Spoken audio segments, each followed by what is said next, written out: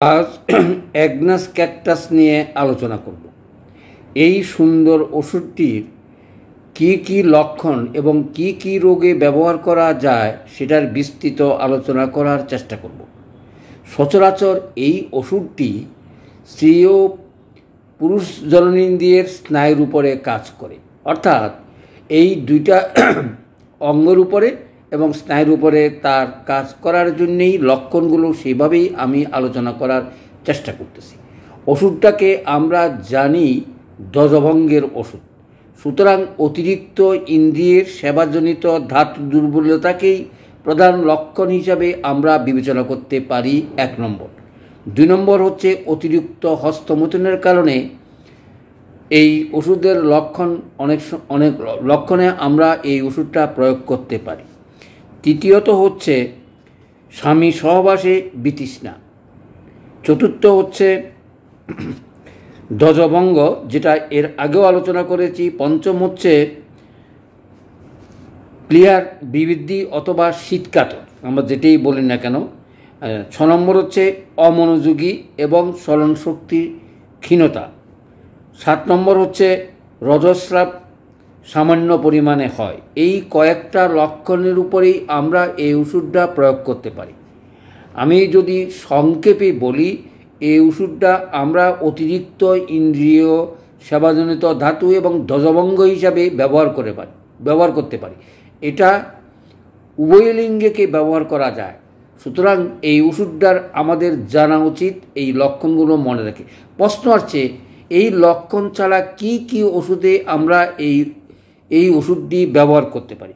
আমি যদি প্রথমেই বলি, তো ধ্বজভঙ্গর 1 নম্বর হিসাবে ব্যবহার হইতে পারে। খালি পুরুষদের নয়, মহিলাদেরও সেটা কাজ হইতে পারে যদি তার হস্তমৈথুনের অভ্যাস থেকে থাকে। তারপরে স্ত্রী অঙ্গের উপরে তার যথেষ্ট কাজ, অর্থাৎ যত রকমের ট্রাভেলস থাকুক না কেন, স্ত্রী অঙ্গের যেমন স্রাব, রক্তস্রাব অথবা যৌনাঙ্গের শিথিলতা, সব কিছুর উপরে তার কিছু না কিছু কাজ আছে।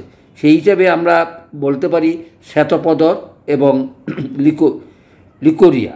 তারপরে অনেক সময় বাচ্চা হওয়ার পরে প্রসূতির যদি স্তনের অভাব হয়, দুধের অভাব থাকে, বাচ্চারা দুধ না পায়, আমরা সেটা ব্যবহার করতে পারি। অকাল বার্ধক্যজনিত এবং স্মৃতিভ্রমে এই ওষুধ ব্যবহার হয়ে থাকে। প্লিহার বৃদ্ধি, দেখুন সুন্দর একটা ওষুধ। প্লিহা অনেক সময় আমরা ওষুধ ঠিক করতে পারি না। এই ধরনের কাজের ক্ষেত্রে আমাদেরকে মনে রাখতে হবে, প্লিহার উপরে যদি বৃদ্ধি হয়, এই ওষুধটা আমরা ব্যবহার করতে পারি। তারপরে কোষ্ঠকাঠিন্য এবং শীতকাতরতা এবং হৃৎপিণ্ডের এনলার্জমেন্ট, অথবা যদি লিডের যে হৃদকম্পন বাড়ে, এই ওষুধটা আমরা ব্যবহার করতে পারি। এবং আমরা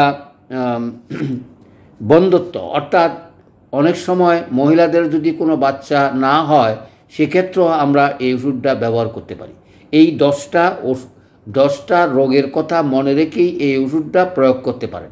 কিন্তু মূল ওষুধ হচ্ছে সেটা অতিরিক্ত ইন্দ্রিয় সেবাজনিত অথবা ধ্বজভঙ্গের জন্য এই ওষুধ বিখ্যাত।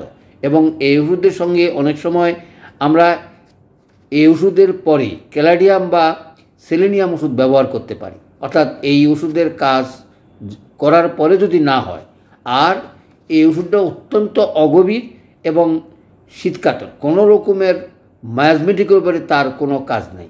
সুতরাং আজকের এই অ্যাগনাস ক্যাকটাসটা প্রয়োগ করার সময় মনে রাখবেন, এলএম পদ্ধতিতে দিনে 2 বার অথবা 1 বার করে প্রয়োগ করা যায়, অথবা তরুণ রোগের ক্ষেত্রে ঘনমাত্রা ব্যবহার করলে যথেষ্ট উপকার পাবেন। সকলকে ধন্যবাদ।